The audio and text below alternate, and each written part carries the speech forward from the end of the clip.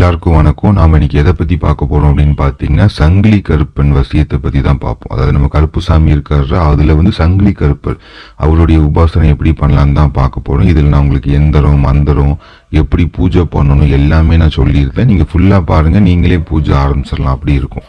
அப்போ இப்போ இந்த சங்கிலி கருப்பர் எப்படி ஒரு காவல் தெய்வம் மாதிரி காவல் தெய்வம்னா இருக்கிறதுலே எனக்கு தெரிஞ்சு ஒரு நல்ல ஒரு காவல் தெய்வத்திலே கொஞ்சம் உக்கிரமான ரொம்ப சக்தி வாய்ந்த தெய்வம்னா கருப்பணசாமி தான். 18ஆம் படி கருப்பு, சங்கிலி கருப்பு நிறைய உண்டு. இப்போ நீங்க இந்த சங்கிலி கருப்பெல்லாம் எடுத்து நீங்க பூஜை பண்ணீங்க அப்படின்னா, இப்போ நைட்டு தான் பண்ணணும் இந்த பூஜையை, பகலெல்லாம் செய்யக்கூடாது. நைட்டு தான் பண்ணணும், ஒரு 10 மணி அப்படிதான் நீங்க பூஜையில நீங்க உட்காரணும். பூஜை பண்ணும்போது நீங்க உங்க பூஜையை ஏத்துட்டு வந்துட்டு வாராரு அப்படின்னா அதை நீங்க நல்லா உணரலாம். நீங்க ஒன்னு சலங்க சத்தை கேட்கும், அவரு காலில் போட்டிருக்க அந்த சலங்கையோட அந்த சவுண்டு கேட்கும்.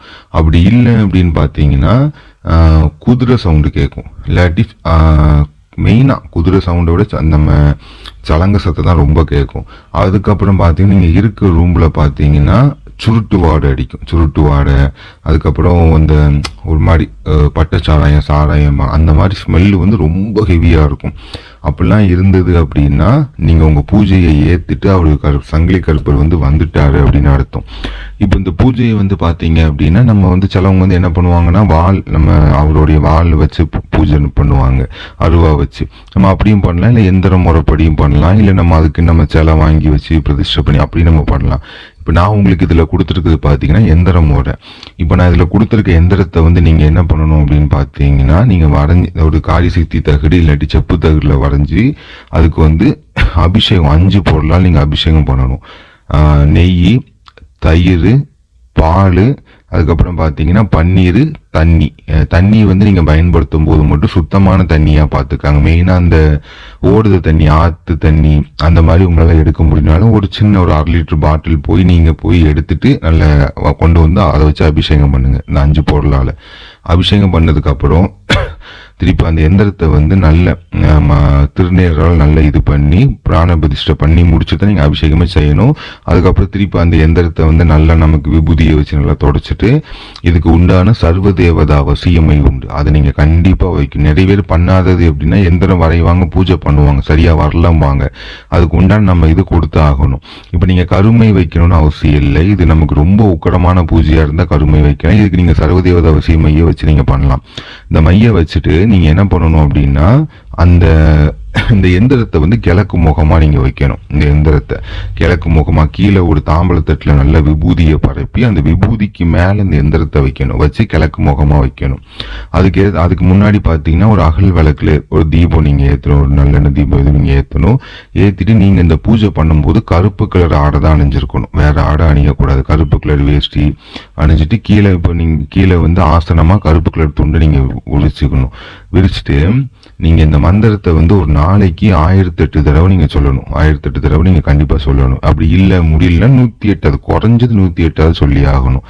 48 நாள் ஒரு மண்டல் நீங்க பூஜை பண்ணணும். இதை அதே மாதிரி இதுக்கு நீங்க படையல் அப்படின்னு பாத்தீங்கன்னா அசைவப்படல் கண்டிப்பா போட்டாகணும், இல்லைன்னா அவர் வரமாட்டாரு. நம்ம சைவம் இல்லை என்னால முடியாது, நான் அவள் பொறிக்கல இதுதான் வைக்கணும், உங்களுக்கு அது சித்தி ஆவார். அவர் நம்ம எந்த தெய்வமா இருந்தாலும் நம்ம கூப்பிட்ட குரலுக்கு வரும், இல்லைன்னு சொல்லல. நமக்கு அவருடைய முழுமையான நமக்கு அனுகிரகம் கிடைக்கும்னா கண்டிப்பா அவருக்கு பிடிச்ச நம்ம வச்சுதான் ஆகணும்.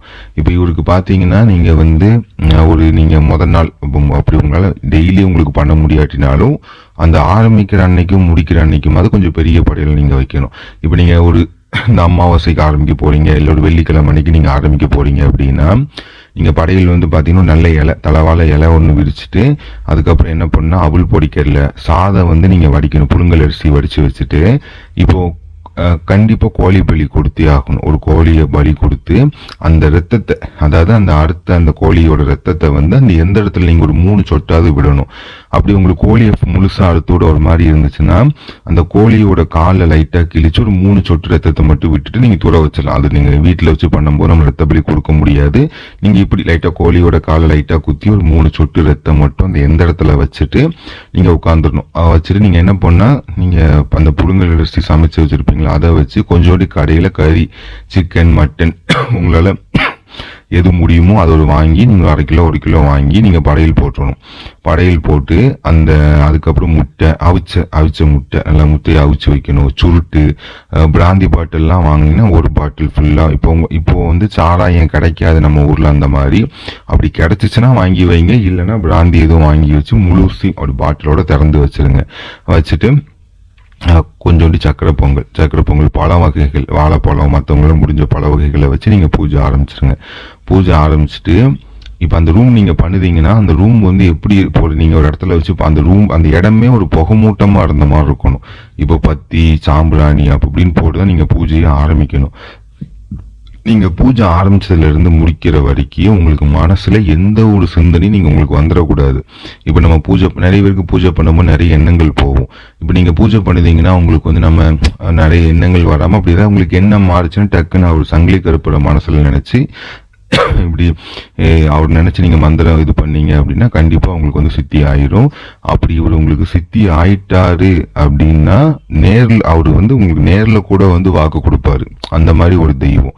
இப்ப நிறைய பேர் சொல்லுவாங்க கடவுளை நேர்ல பார்க்கணும் வைக்கணுமாங்க. இந்த மாதிரி பூஜைலாம் பண்ணி உங்க பூஜையை அவர் முழுமையா ஏத்துக்கிட்டாரு அப்படின்னா நேர்ல கூட வந்து உங்ககிட்ட வாக்கு கொடுத்துட்டு போவாரு. எதுக்குப்பா என்ன கூப்பிட்ட அப்படிங்கிற மாதிரி இந்த வாக்கு கொடுப்பாரு. அந்த மாதிரி இப்ப எங்களுக்கு நாங்கெல்லாம் காளி பூஜை பண்ணிதான் எங்களுக்கு நேர்ல காட்சி கொடுத்துருப்பாங்க அப்படின்னு நாங்க ரொம்ப கஷ்டப்பட்டிருக்கோம். ரொம்ப கஷ்டப்பட்டிருக்கோம். அது இப்ப நிறைய பேருக்கு அது புரியல. நான் வந்தோன்னா ஒரே பூஜையிலே நான் தெய்வத்தை பார்க்கணும் அப்படி அது இருக்கு. தெய்வத்தை பார்க்கக்கூடிய பூஜைகள்லாம் இருக்கு. அந்த பூஜைக்கு உங்களுக்கு ரெடி ஆகணும். இவங்க அதுக்கு முன்னாடி நிறைய ரெடி ஆயிருக்கணும் அந்த பூஜை பண்றதுக்கு முன்னாடியே. அது இவங்க எப்படி நினைப்பாங்கன்னு தெரியல. நம்ம பூஜை பண்ணோன்னா தெய்வம் முன்னாடி வந்து இருந்துட்டு என்ன வேணுமோ நம்ம கொடுத்துட்டு போறோம். அப்படி கண்டிப்பா எந்த தெய்வமே செய்யாது. ஆனா நம்ம நம்பிக்கையா வணங்கணும். நீங்க இப்ப நிறைய பேர் இப்ப முருகரை வணங்குவாங்க, ஒரு தெய்வங்களை காளி வராகி வணங்குவாங்க. அவங்க பண்ற பெரிய தப்பு எப்படின்னா ஒரு மாசம் 2 மாசம் அதிகபட்சம் 1 மாசம் 2 மாசம் வணங்குவாங்க. எனக்கு எதுவுமே நடக்கல, அப்ப நான் தெய்வத்தை கும்பிட்டு இது வேஸ்ட் அப்படின்னு சொல்லி இன்னொரு தெய்வத்தை ஏதோ ஒரு யூடியூப்ல ஒரு வீடியோ பார்ப்பாங்க.